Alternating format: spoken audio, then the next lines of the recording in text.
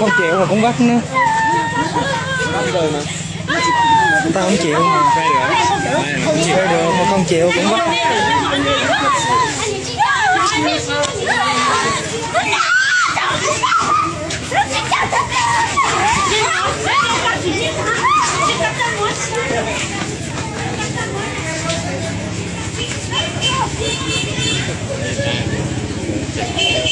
Không chịu mà cũng bắt người ta nữa.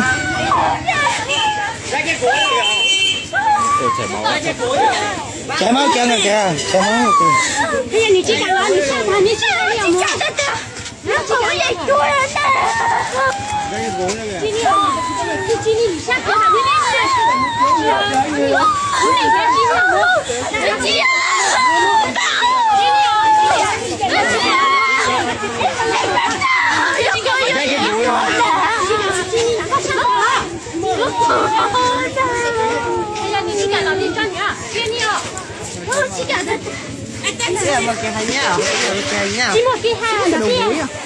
không chịu mà cũng bắt nữa ta.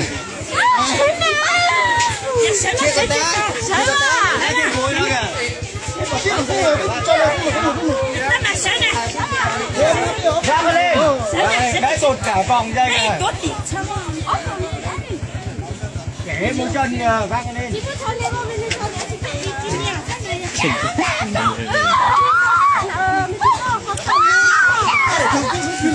Ở đây về nhà là thành vợ rồi. Để về nhà chắc nó nhốt luôn á.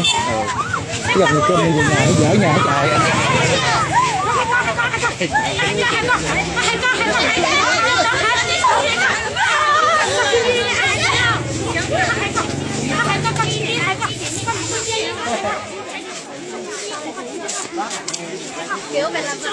Ủa mà về nhà rồi bỏ chạy được không?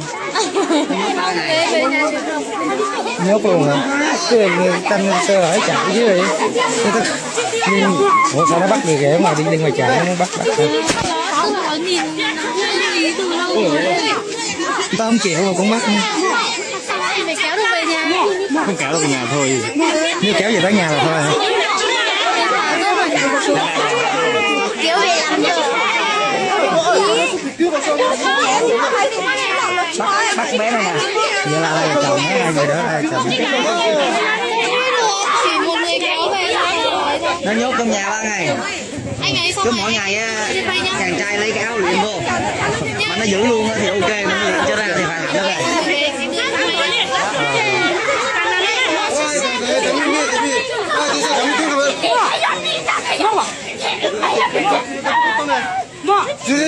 좀 다른 피돌리 좀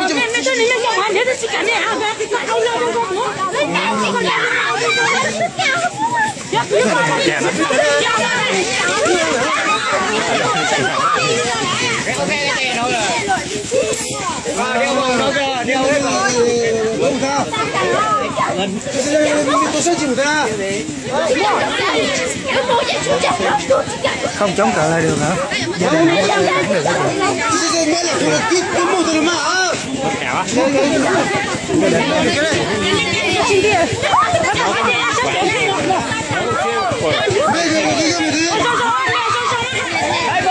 Nhưng mà gia đình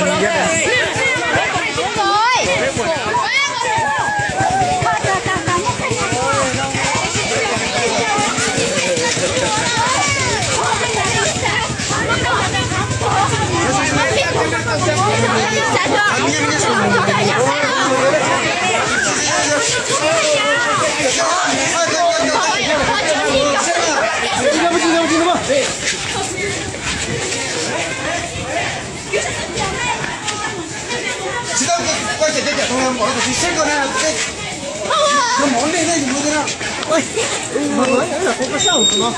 抓放小妹妹，而且夏天小妹妹还不过，那可风之中，我跑去好你。 Vì này là khoai can thiệp nhỉ? cái này cái tục lệ công an chính quyền Nó không điều quả gì đâu.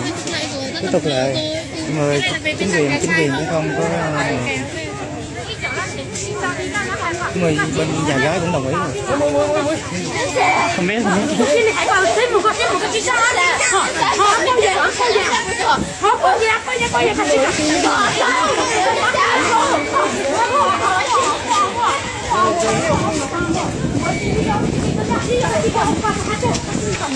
把你马上就这样喊我，我这样就可以了。莫，哎，ลูกไก่นี่คือว่าที่เราเป็นเจ้าพ่อหมูจิ้มดีวะลูกไอ้ลูกเจ้าก็ลูกเจ้าก็จิ้มดีก็下到วะโอเคหมูจิ้มกันตัวจิ้มดีก็下到หมูเจ้า就摸了จิ้มดี他们还没เจ้าก็จิ้มดี了看到ก็จิ้มดี了Chi xuống phải nghe rồi. Đồng ý rồi đi theo rồi. giờ đồng ý cỡ mà không yêu cũng chịu hả? Không, bắt về nhà 3 ngày cơ mà. Nếu mà về nhà 3 ngày đồng ý mới 3 chịu. ngày đồng ý với chị cho quần áo sang lấy vào, cái này đồng ý rất với chị. Rồi không chịu vẫn thả ra. Vẫn thả ra giả. Vậy là cứ về đi 3 ngày sau thả ra. Ôi nhưng mà biết ai là chồng chưa? Thằng khác rồi. Ở rơi vậy?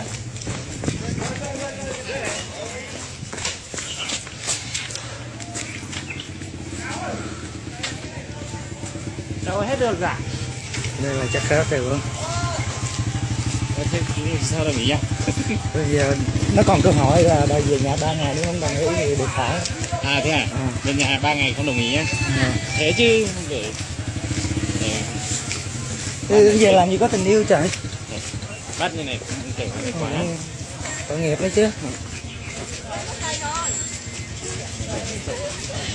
dài rồi chặng đường xuống đây quay hay lắm không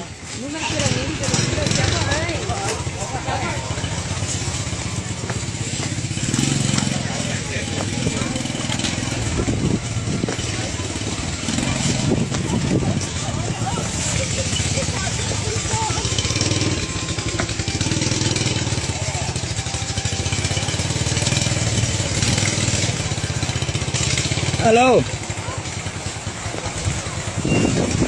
Đợi tao một chút, tao đang coi cái lễ kéo bắt vợ cái, tao đang coi phim. Rồi.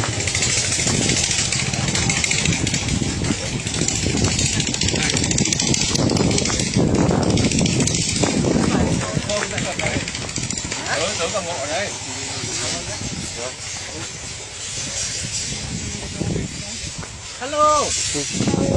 He is a traditional kidnapping wife.